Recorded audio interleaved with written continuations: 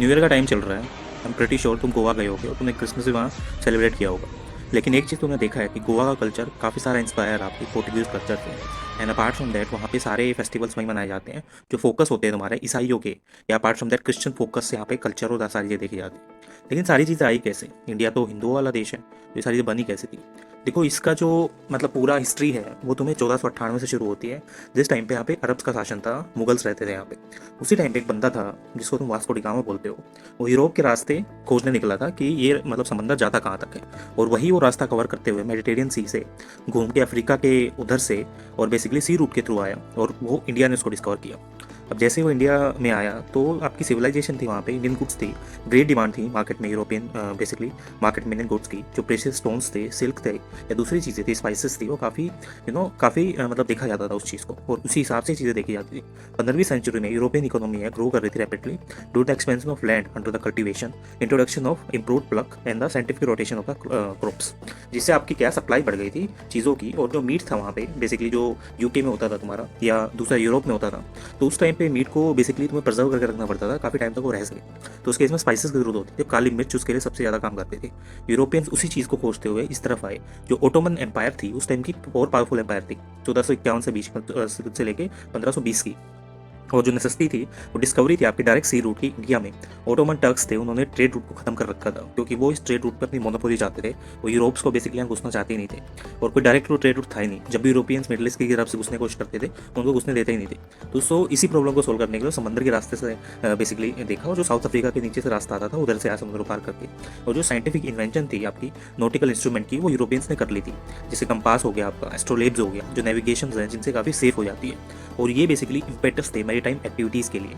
और इनमें से कोई भी बेसिकली इस चीज़ को जानता नहीं था, लेकिन जो नेसेसिटी थी discovery of direct sea route की इंडिया की, वो बेसिकली काफ़ी ज़रूरत बनती जा रही थी इनके लिए। जो पुर्तगाल था, स्पेन था, वो बेसिकली उस टाइम पे रोमन कैथोलिक स्टेट्स होते थे स्पेन के। और जो पुर्तगाल था वो बेसिकली सबसे ज़्यादा वेल इक्विप्ड नेशन था, नेवल एक्सपीडिशंस में नेवल पावर उनकी काफ़ी स्ट्रॉन्ग थी।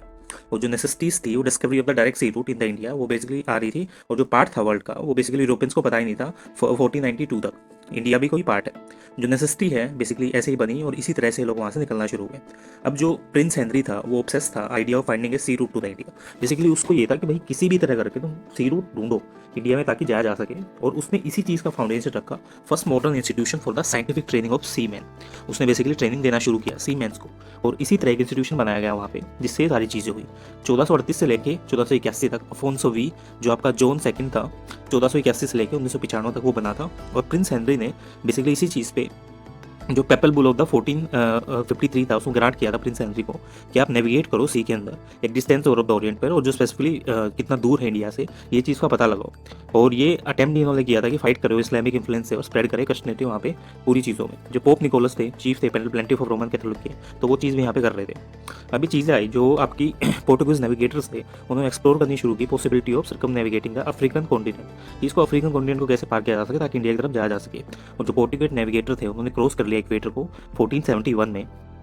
अब जैसे किंग जॉन सेकंड थे, उसी टाइम पे उन्होंने डिप्यूटेड किया बैथलो डाइस को, जो एक्सप्लोर करता है south of the west coast of Africa और सर्कमवेरेंट करता है south tip of the Africa को, किस हिसाब से चीज़ें यहाँ पे ठीक होंगी।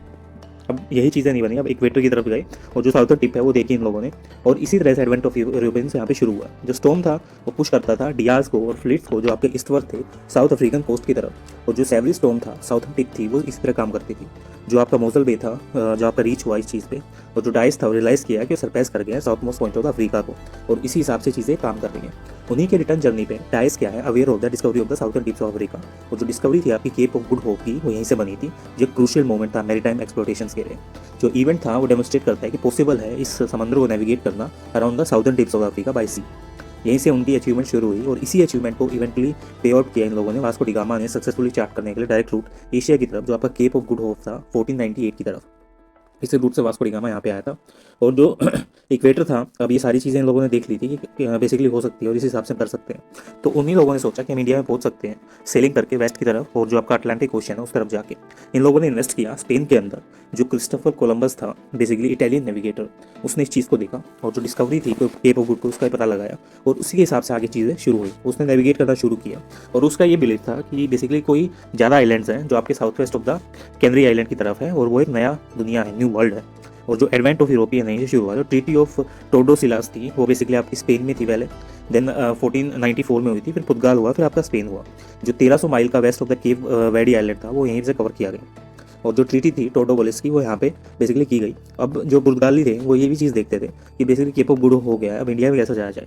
जो किंग मनवाल सेकंड थे उन्होंने इंटरेस्ट किया, जो टास्क है चार्टिंग करने का डायरेक्ट ट्रेड रूट को पोर्टुगीज नेविगेटर के लिए, उसमें वास्को डिगामा को रखा गया 1497 में, और यही चीज़ यहाँ पे बनी। किंग मैनुअल ने इंटरेस्ट किया कि आप बेसिकली इस चीज़ को वास्को डिगामा को फॉलो करो, रूट ऑफ ब्रह्मोलिन डियास जो basically west coast of Africa की तरफ है, और राउंडेड करो तुम Cape of the Good Hope की तरफ, और फ्लोरिशिंग करो अफ्रीकन हार्बो को जो मोजाम्बिक था। और वास्को डिगामा ने बेसिकली वहाँ पे देखा कि कुछ एंकर हैं शिप्स हैं इंडिया से वहाँ पे लगे हुए हैं, ठीक है। उसने बेसिकली वहाँ पे क्या था, वो केप ऑफ गुड होप की तरफ गया, वहाँ पे क्या था, साउथ अफ्रीका में कुछ एंकर शिप्स थे वहाँ पे लगे हुए थे और इंडियन शिप्स देख रहे थे। तो उसने क्या किया, उसने सर्विसेज हायर की, इंडियन सीमैन की, अब्दुल मजीद नाम का एक बंदा था इंडियन सीमैन, उसको बोला चलो भाई इंडिया का रास्ता दिखाओ। जो किंग मैनुअल सेकंड था इंटरेस्टेड था task of charting the direct route to the Portuguese navigator, वो वास्को डिगामा 1497 में वहाँ पे गया। अब जो कालीकट पहुंचा था सबसे पहले, और फ्लोरिशिंग जो अफ्रीकन हार्बर था उसके थ्रू आया था, और उसने अब्दुल मजीद को हायर किया था जिसके थ्रू आया था। तो वहीं से कालीकट पहुंचा और वहीं से सारी कहानी शुरू हुई यूरोपियंस की बेसिकली इंडिया में आने की। तो ये थी छोटी सी हिस्ट्री। मिलते हैं नेक्स्ट वीडियो में।